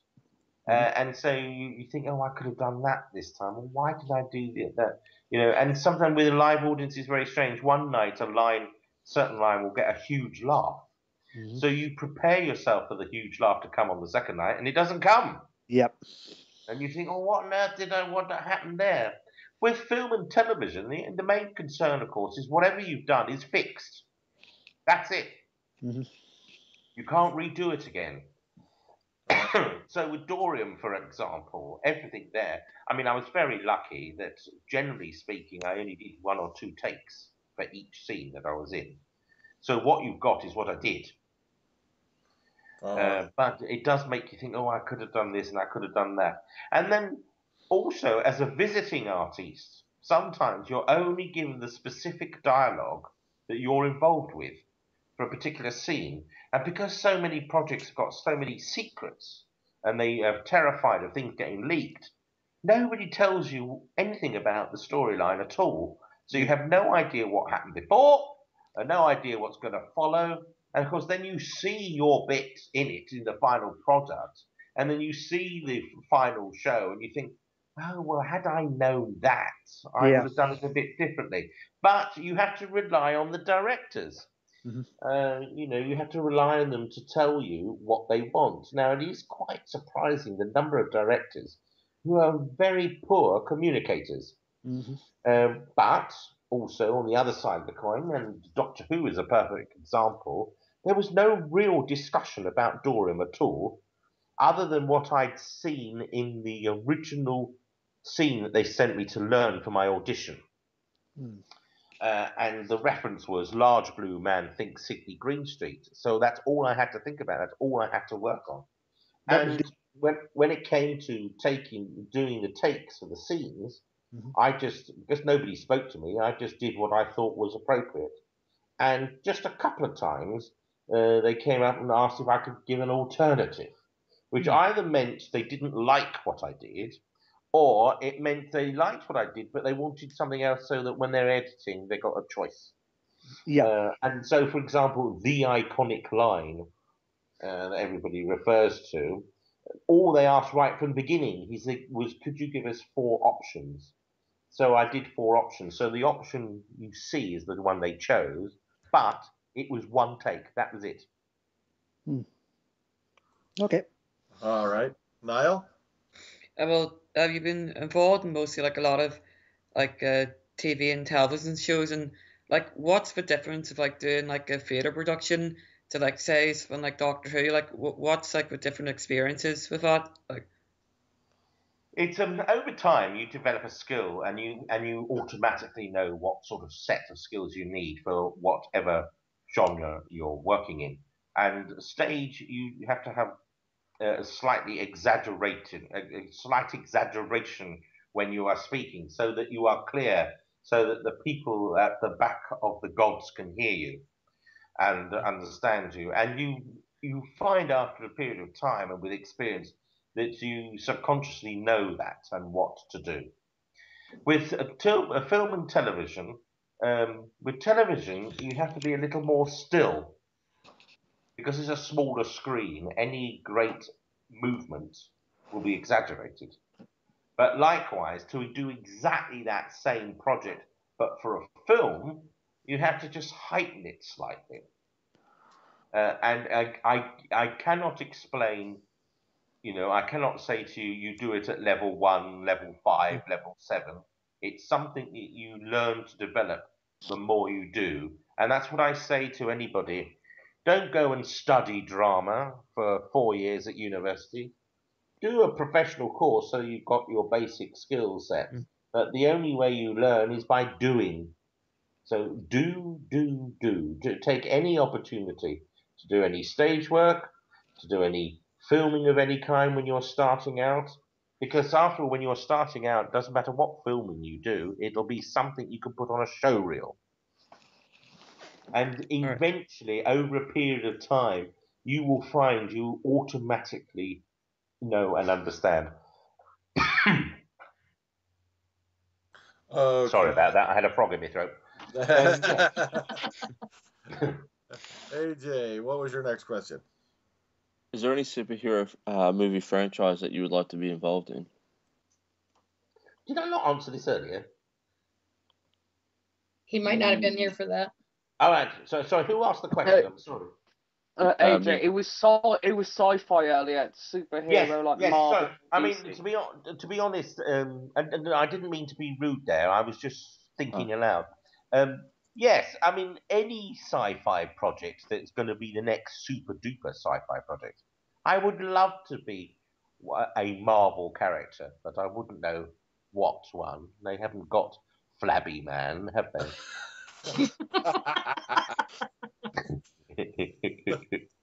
Yeah. I could be Xavier's uncle or younger brother maybe. Yeah. Or the Bulk.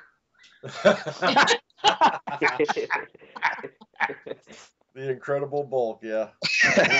The Incredible Bulk. Yes. Okay, Lady Gallifrey, another viewer question, please. Okay, Jen J wanted to know, in your family, are there any other Doctor Who fans? Yes, we all are. As I say, as children, we used to watch it regularly. So I know my brother and my mother now, they watch. Yes, they all do. And my nieces and nephews, and my great nieces and nephews, this is how old I am now. Yes, they all watch it. And of course, the younger ones have watched it more because I'm in it. But no, they're all into it. And it does amaze me,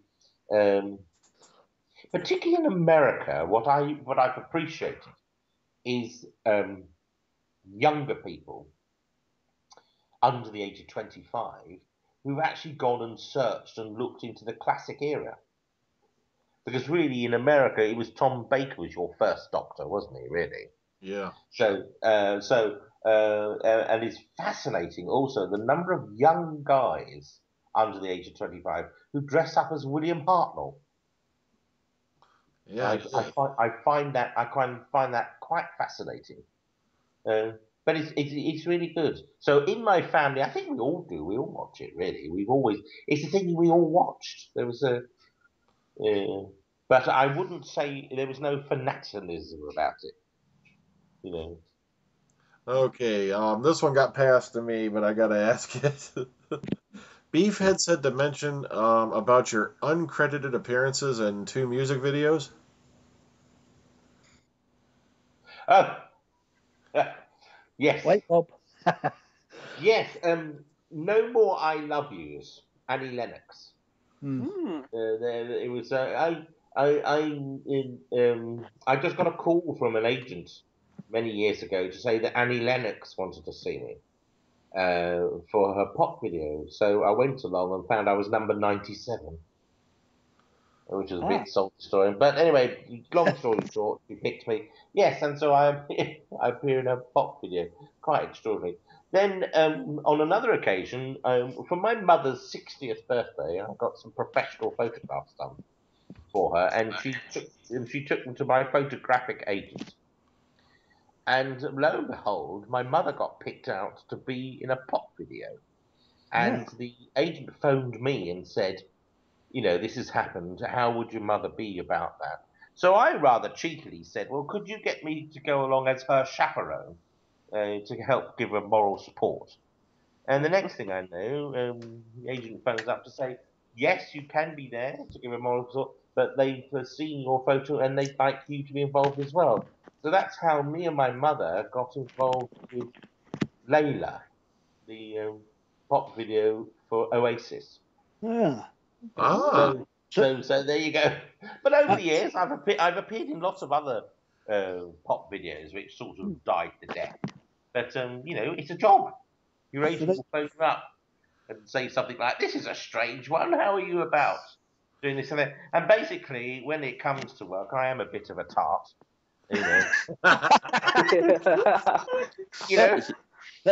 So there you go. I've got to feed the cat. So and some joking apart, for what we do, sometimes we're paid very good money. So so to spend 2 days on a pop video, And meet the likes of Annie Lennox, and it's fascinating, and it's a different world because I'm strictly Beethoven and Bach. I freely admit that. So to be involved in a pop video, I find extremely ironic. Okay, Matt, any more questions for us? Right, it says you were a presenter for Nickelodeon once. Would you like to go back into that world of presenting? I was not a presenter for Nickelodeon. What it was in my guise as the fat controller of Thomas the Tank Engine, the Topham Hatt. Oh. We did a road show sponsored by Nickelodeon. There you go. And of course, I then fronted the road show. So that's how that's come about. But yes, I've done some presenting work over the years, and I would like to do more. But the image of a fat man being a front man does go against the grain of these rather neurotic, slim people. Well, it might work if you're on Blue Peter. So, well, I'm too old now. Well, I wouldn't get onto Blue Peter now. So. Okay, Elijah, any more questions for us? Let's see here. Not that I can think of at the moment. All right, Graham, do you have any more questions? The well is dry at my end as well, unfortunately, Brian. That's okay. I just want to be sure because I know we have like maybe one or two more viewer ones. Niall, did you have any more questions? He's not there. Hello there, Niall. We'll come back to you. Okay, I'll probably fell asleep. AJ. No, well is empty here too. Thanks. That's okay, because I figured we've been running quite a bit here, and I know there's been a lot of questions, and thankfully, Simon's ground here. Yeah. Okay, Niall, did you have any more questions now that you've popped back on? Oh yeah, sorry about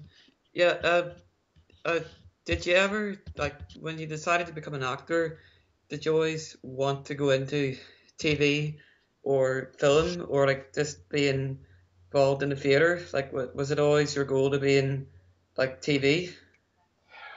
Well, when I first became an actor, I will say I remember having a conversation with someone, and they asked me, "What are your ambitions?" Because it was of this time when everybody was asking, you had to have your 5-year plan and all that nonsense, right? And so I just sort of said, well, to be honest, I'd love to appear in Doctor Who, but of course at that time, Doctor Who had been taken off the air.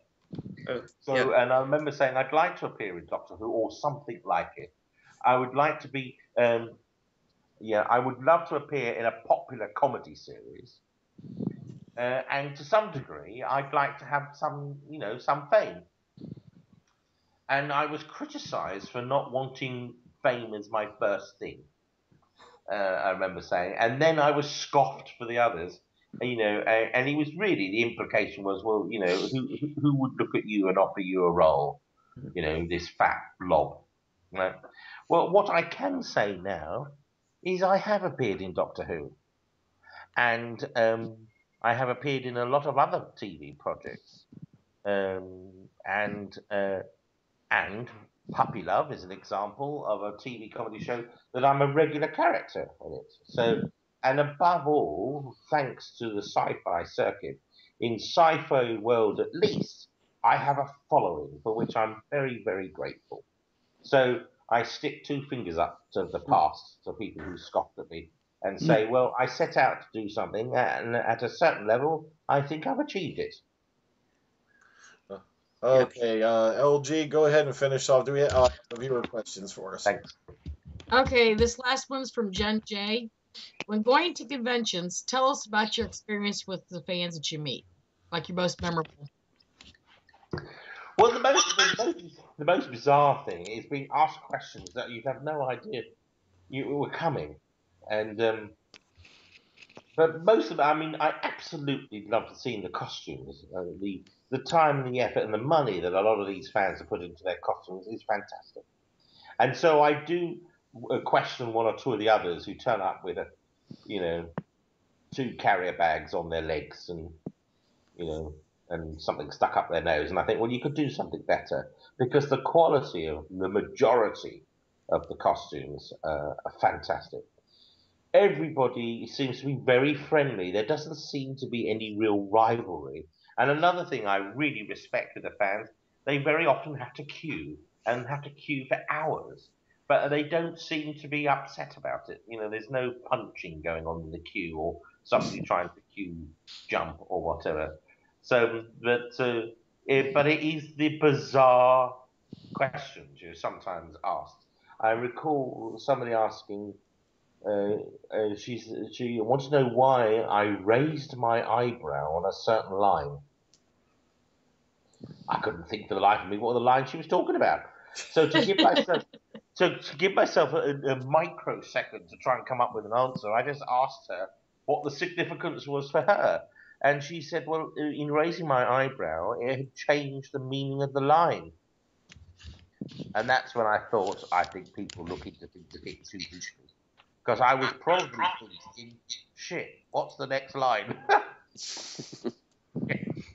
So it's fascinating, and also I get to meet some wonderful people. And as those of you who go on the circuit, you know that very often we're given chaperones to look after us, and some of the people are absolutely fascinating. I remember one was a professor and doing research in stem cells in plants, and so I learned then that very serious scientists are huge sci-fi fans, and of course, with the Big Bang Theory, we know that now. Of course, before the Big Bang Theory sort of started, we didn't really know that. Mm-hmm. Okay, Matt, you said you had one final question? All right. All right. Well, it's 2 and 1. It's a bit on Big Finish again. So, when you went to do recording, what was it like meeting Louise, Katie, to work with them?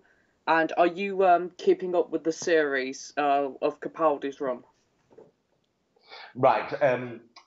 Big Finish was. I was a bit nervous, I must admit, and it was, to be honest, what kept me there and kept me stable was Gary Russell. The fact that he asked me to do it, that was fine. And of course, meeting Louise and Katie and Lala Ward and David Yip as well. I mean, it was just absolutely extraordinary. And again, another example where I have to sit and punch myself or pinch myself because I just can't believe it half the time. But it's really good fun, and they look after you. The hospitality there is excellent, and the food they provide is superb. Yeah, the famous lunch. Yeah, it's because it's very healthy food. It's not the usual stodgy burgers and chips. It's very healthy food, freshly made, and lots of it. And you were asking, what were you asking about Peter Capaldi? Yeah, so you're keeping up to date with the current series? Yes, I've seen the series and I love it. I think Peter Capaldi is being very clever. For the true fans, they will see that he's got elements of all the Doctors, including the classic Doctors, in his performance as his Doctor.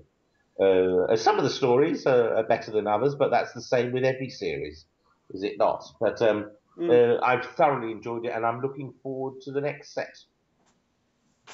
Okay, well, I think that's all the questions we had. I want to thank all the panel members for being here, and I really want to thank Simon for coming along. Well, thank you very much for inviting me. I've had a really fun time. I didn't realize it was going to be truly international. This is fantastic. I'm telling you, I'm going out to dinner on this experience. I can tell you, because nobody will believe me, and until I sort of send them a link to your broadcast, nobody will absolutely believe that I was talking to people from America, from Belfast, from Glasgow, from the Midlands. It's just extraordinary. I know. And that's the one you were asking about, social media and technology. Well, technology as a whole, this is brilliant. Fantastic. Yep. Yeah. And I've really enjoyed myself, and thank you all very much for asking me, and good luck with everything else. Yeah, and we'd love to have you back on sometime, just as a panelist. Maybe when the new series rolls around, we can have you on to talk about an episode or something. Yeah, well, just give us a nudge, and Subject to availability is the verb. Indeed. Of course, indeed. Yep. All right, on behalf of myself and the rest of the panel, I'd like to thank everyone for joining us and enjoy the rest of your weekend. Once again, special thanks to Simon for being here for us for these last couple hours. It's been very, very insightful. All right, on behalf of myself, good night, everyone. Good night. See ya. Bye.